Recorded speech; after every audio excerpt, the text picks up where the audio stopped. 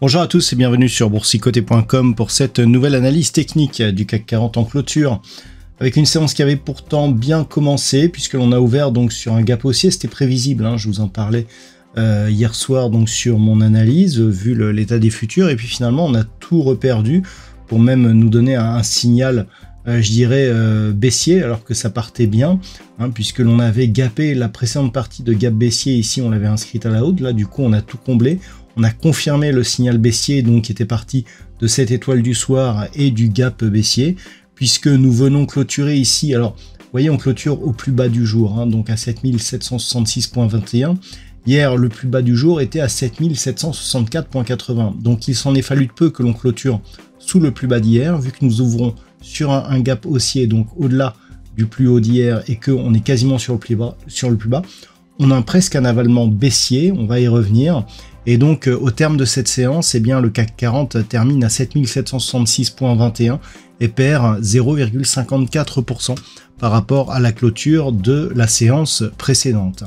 Au niveau des indicateurs techniques, donc, on valide la poursuite du mouvement de consolidation sur les histogrammes du MACD, un RSI qui reste neutre et par contre des volumes nettement inférieurs à la moyenne. Hier, c'était férié, donc ça pouvait s'expliquer, mais aujourd'hui, par rapport, je dirais, à la conviction que nous avons sur cette bougie, eh bien, je dirais quelque part, c'est presque rassurant, hein, par le fait que nous sommes en train ici d'envoyer un signal baissier. Au niveau du palmarès des valeurs, nous avons tout de même quelques hausses, à l'image de Téléperformance qui gagne 1,61%, Stellantis plus 1,15%, Legrand, SA, Renault ou Schneider Electric sont sur des hausses proches de 1%. Au niveau des plus fortes baisses, Thales perd 2,59%, suivi de Veolia Environnement, moins 2,33%, et Société Générale, moins 2,05%. Airbus et L'Oréal sont sur des pertes proches de 1,5%. Donc, une configuration ici qui baisse. Du côté des États-Unis, on a eu des chiffres de l'inflation qui ont été légèrement supérieurs aux attentes et donc qui repartent au-delà des 2%.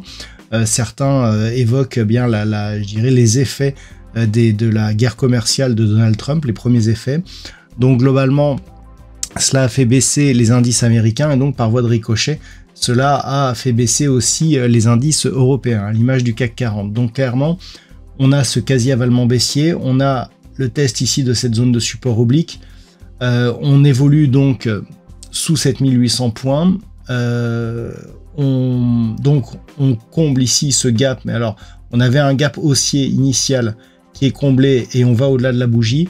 Donc clairement là le signal est plutôt baissier. Et au niveau des futurs que nous avons actuellement, eh bien, on ne voit pas de rebond en train de se construire. Donc clairement, on est ici dans une zone de poursuite du mouvement baissier. On a tenté ici un rebond, mais qui a été invalidé. Et donc l'objectif, c'est un retour ici sur cette zone des 7725 points. Si on s'arrête sur cette zone, ce n'est pas encore très grave. Cette zone, bon, qui est une zone secondaire, là on a une zone qui est plus intéressante, hein, d'un point de vue technique court terme. 7767 points. Si on reste sur cette zone, clairement, on peut repartir et dans ce cas-là, on aura une résistance franchie sur gap qui se transforme en support. Donc, on restera sur un schéma plutôt haussier.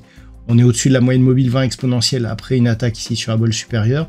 Donc là aussi, ça reste pour l'instant haussier. Par contre, si on casse cette zone, si on casse la moyenne mobile 20 exponentielle proche des 7750 points, si on casse 7725, là, on va accumuler les signaux d'affaiblissement, voire de retournement.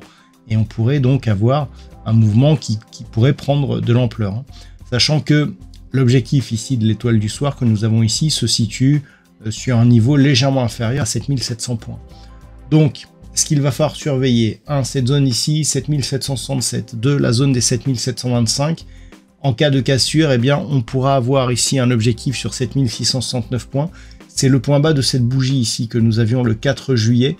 Donc un point bas qui se situe à 7656,69, qui ferait basculer le CAC 40 dans une phase baissière, puisque c'est le dernier point bas significatif ici de la dynamique très court terme que nous avons ici.